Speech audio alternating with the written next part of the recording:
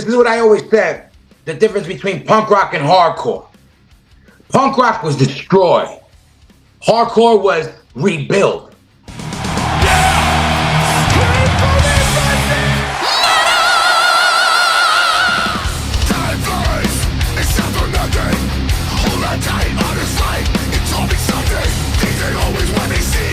Before we started recording, we're just kind of like, talking a little bit about, the old days and spending some time in shows in Belgium and what have you in the mid-90s. Just from that quick conversation we had, like, is it fair to say that you are a nostalgic person, that it doesn't take much for you to kind of go back in time and think about everything that's been and the other bands that you played with and so on? Absolutely, especially with Europe. Again, I'm a city kid. I never thought I would leave, the city, let alone my borough, let alone the country. And I was lucky to be able to travel to Europe as a kid since I'm 18, for the last 30 years. And places like Belgium, I would read about when you would read about the war. Right. You know what I mean? Like you would hear about certain countries, or I would see it in a black and white movie, like the whatever about the one with Santa Claus. There was a black and white one. There was a little Belgium kid, and Santa Claus talked to him, and it was like, oh, Belgium, little things like that later on we put together. And then but Belgium, especially Belgium, Holland, at the time period when I first started going to Europe, it just happened to be a hub for hardcore music, punk rock, and heavy. So we have a lot of I got a lot of good memories, and I still got great friends, people I consider family that live in everywhere in that whole area. This one's called Pride. I want you to sing with me tonight, Brussels. Come on.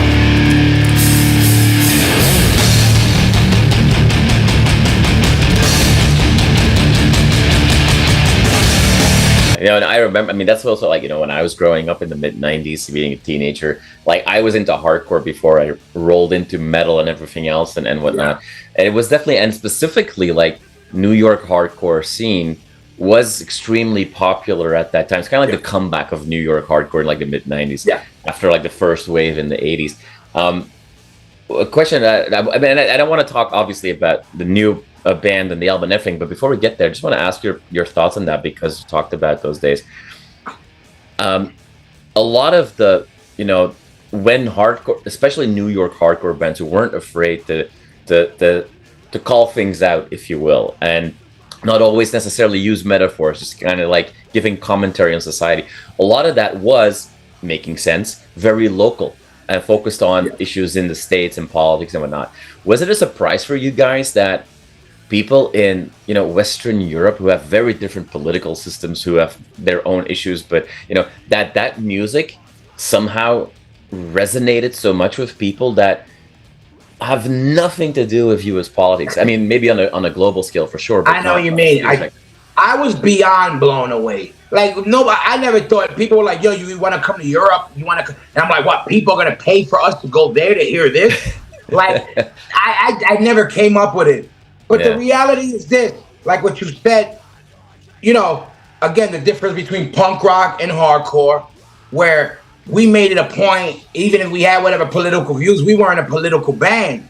Right. So our songs, anybody who had a soul could relate to our songs. It didn't matter your political party. We were singing about family, about loss, about, being angry, being, rebellious.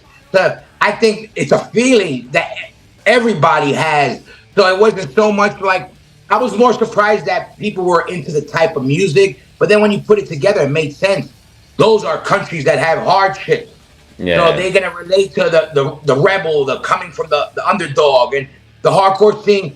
This is what I always said, the difference between punk rock and hardcore.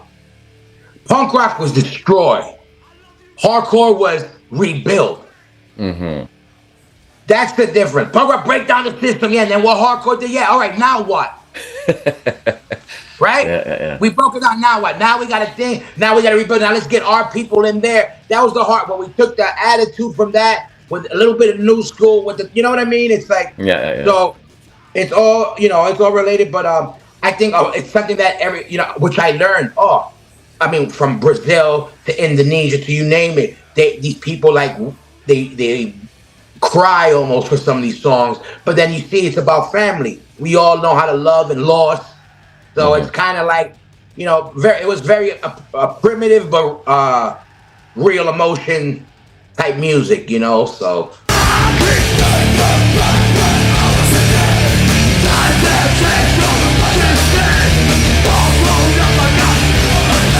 it was an emotion that everybody could relate to, being, you know, the underdog, or having family, or being proud of who you are, or being, you know, feeling good about the people around you and your little, you know, family, your crew, your little whatever it be, you know. So yeah, you know. So now that you said, now that you say, like, okay, and I had, you know, and I've grown up with that, I've matured with that. So now, you know, fast forward 35 years, not to make us feel older than we need to be. I know, right? But now that you've got SMOKE AxD and this first EP coming out, and these songs that are hitting really hard,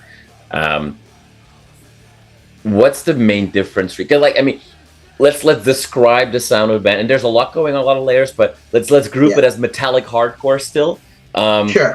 And people are going to draw parallels or look for parallels. Yeah, for sure. This music and, you know, everybody that's involved in this new band, all the other bands that they've been part of. So for you as an artist creating,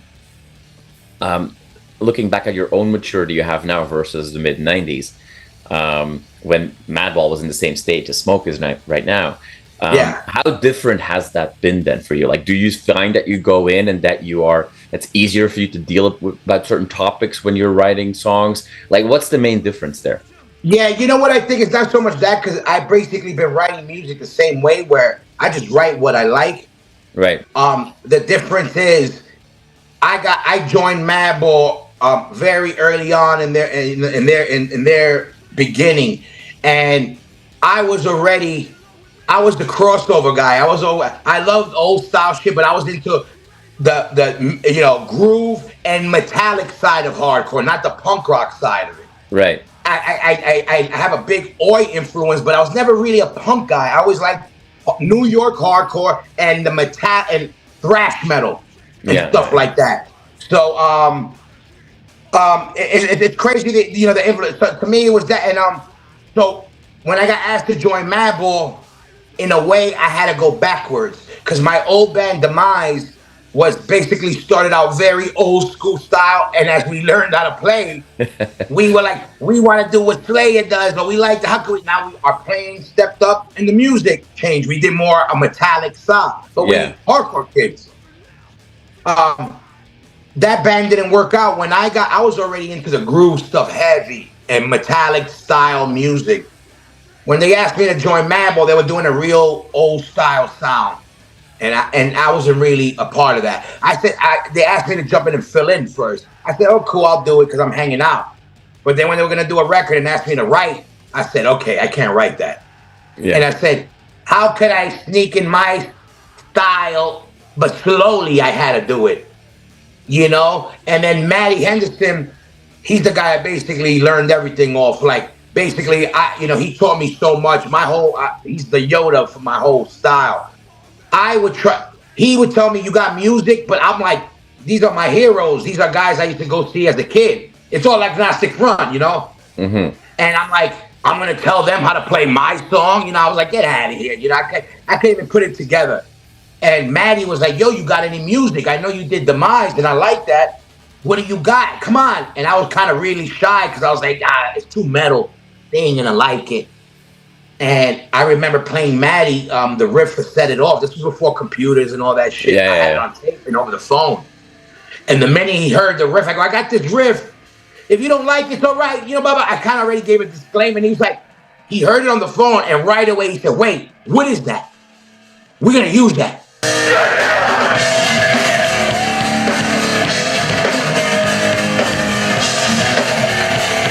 And I go, you sure? I go, you don't have to. Like, don't feel bad. I was really conscious, you know, real green. But I've always been a songwriter. Just not the best technically. Now I knew, okay, I said, how could I sneak in my style to this band? So I looked at Agnostic Front's later record, the One Voice album, where they did a little bit of thrash. So I said, let me push that envelope. And I started with set it off in its time. If you hear its time, very similar to a One Voice song. Because I was just trying to mimic, like, is this cool? Oh, okay, it's cool. And then like, well, I got this song here, and they were like, which one? And I would set it off. Yeah. And then I ended up doing that song, which I had that song and the lyrics for that written already. I was like, I got lyrics for it too, and it just worked out.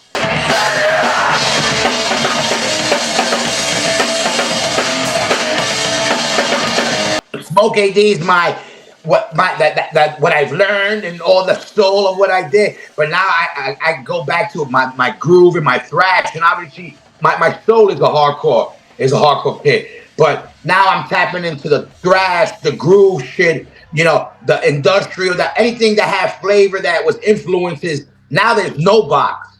With Madball, you could do so much because it had its own sound and its own animal. This animal is just born and could be, nobody knows what's it gonna look like, and I love that. It's so refreshing to me right now. I haven't felt like this since I was a little kid.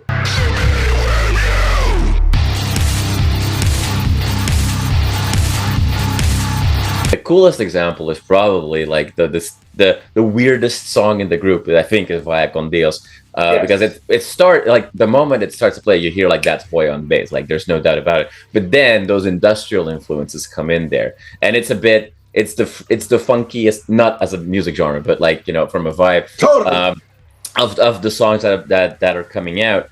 But the fact also that that's later in the EP, like, does that set up for stuff to come? Like, does this give that song, has that now given you a little bit of maybe the comfort, if you will, to go even absolutely crazy? You know what absolutely, and it did exactly what we wanted, and we wanted that reaction if you liked it or not. We wanted to hit you off with some left field shit. But again, that's Sean produced that track. You know, Sean worked doing a lot of beat stuff in the past, and again, I'm a fan of Sean in general. So we were like, when this project came, I go, yo, you know, I got this thrash joint, you know, I got a big epic joint with a little Black Sabbath interlude part, and then I go, hey, we need an industrial joint, like one of those, Sean, what you got? I go, we need to do some ignorant kind of slogan, and Ezec was like, let's do a breakup song. I go, okay, let's do it real ignorant, but Sean, let's go industrial, but still give it a type of flavor and a type of,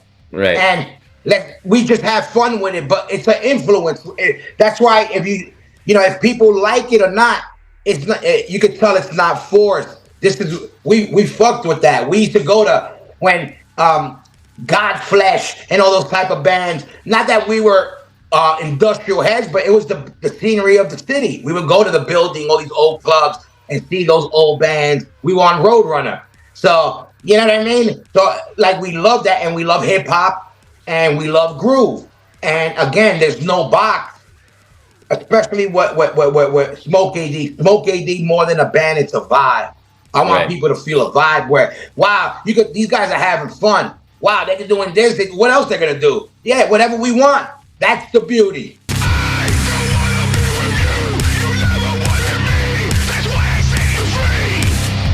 I literally just talked to Sean about an hour ago. And he literally just hit me up to be like, yo, because he got a lot of new records. Look out for the Twitching Tongues and the Umbra of a Tie. They just dropped, and he's going to be touring. We're going to be hitting the road. Sean's, after he takes care of that, he'll be jumping on the road with us. But we're doing a new album, and he's in the band. He's in the album and everything. We literally were talking an hour ago about music and shit, new songs.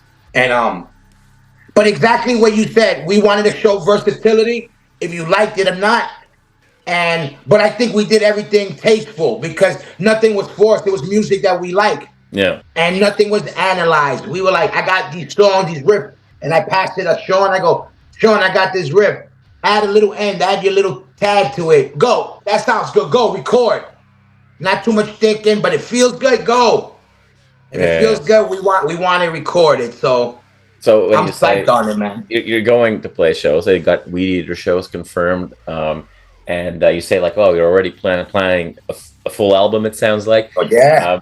The cool thing about, you know, if this is a taste of what's to come, it will continue to be very varied. It also means, though, that from a booking perspective, people can pair you up with a lot of different acts as well. And a show of SMOKE could be a hardcore show, it could be a groove metal show, it could be a thrash show, and you're gonna have probably a little bit the opportunity to kind of, you know, mix and match a bit to fit to the audience. What can we expect from these upcoming shows already confirmed? I'm not gonna, you know, twist your arm to reveal stuff. No, it's okay. And it ain't so much. We've got a lot of offers, which is really, man, it feels great. Because again, it's like being a kid. I'm starting over. You know, you hope people like it. You know, a lot of people are automatically don't like it because I left the band they loved, or they just don't like it, and because, you know, whatever, or they love it, or whatever it be. You know, you hope, but but the thing is that I know is we were lucky to get, man, a lot of offers for some really cool shit. That's why we weren't expecting to be as active this soon. We want to, but it's like, we were already ready, and then wow, we have opportunities, and people are starting to feel the music. And now that we got that whole, like, now there's 5 songs out, it's like perfect to be an opener. And again, when these songs were meant to be, everybody would expect, oh, they're gonna do a hardcore band. It's gonna sound like Skarhead, Hatebreed, and Madball. No, that's why Ezec doesn't sound like Ezec. We made it a point. Let's give him. I think what he did with vocals is the best he sounded in years. He worked mad hard on it, and again, he ain't rapping. People thought he was gonna rap and do this. He came out with just a hard-nosed style, and I love what he did.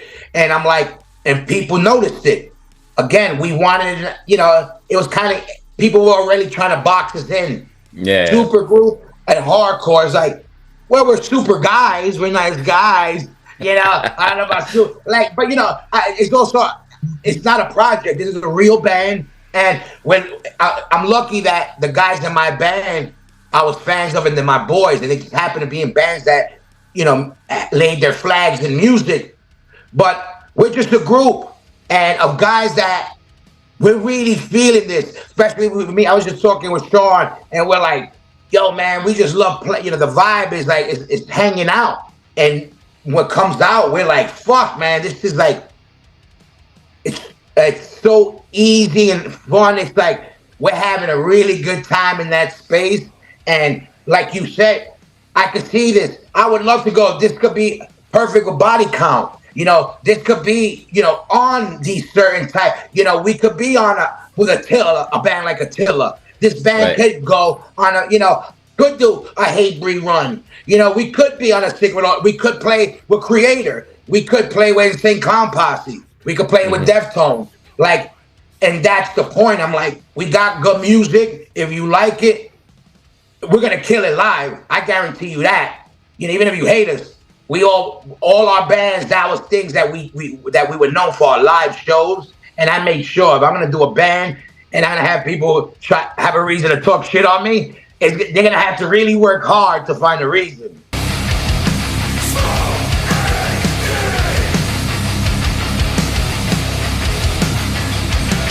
So there's no box, but is there a line in the sand that you wouldn't cross? Like, if one of the guys comes with like, hey, I've got this reggaeton idea. Hey, you know, now it comes with the girl dancer, we talk. Well, yeah, obviously, no. But I tell you this, like, you know, we have the one song, Unstoppable, where we go into, I love Sabbath, that's my favorite band.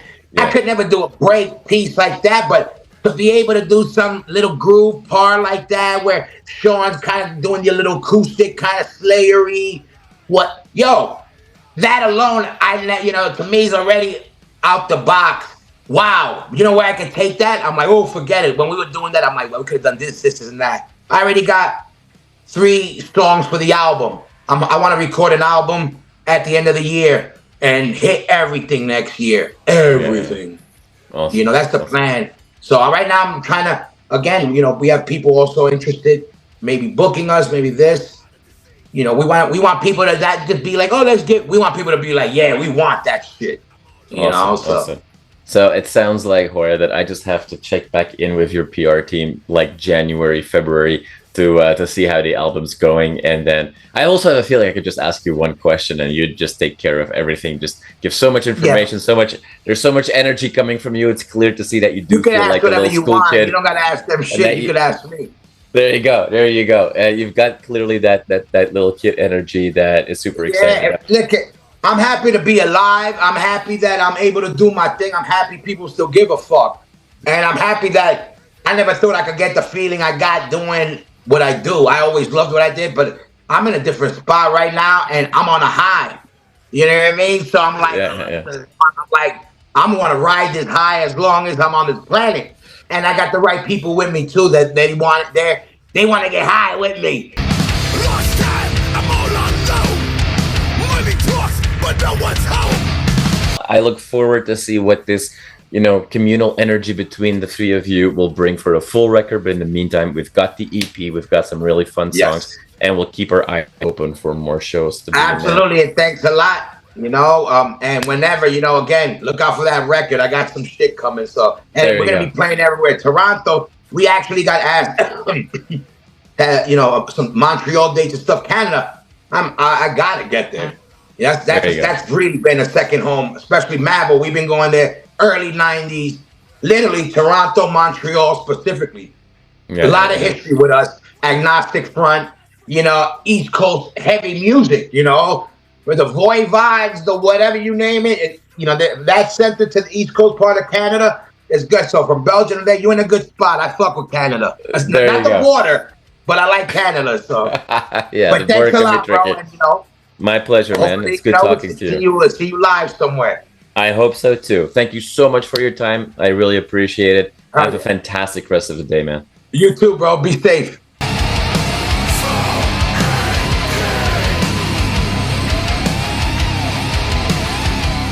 You are awesome for watching this video. Click right here to see more content like it and subscribe to the channel.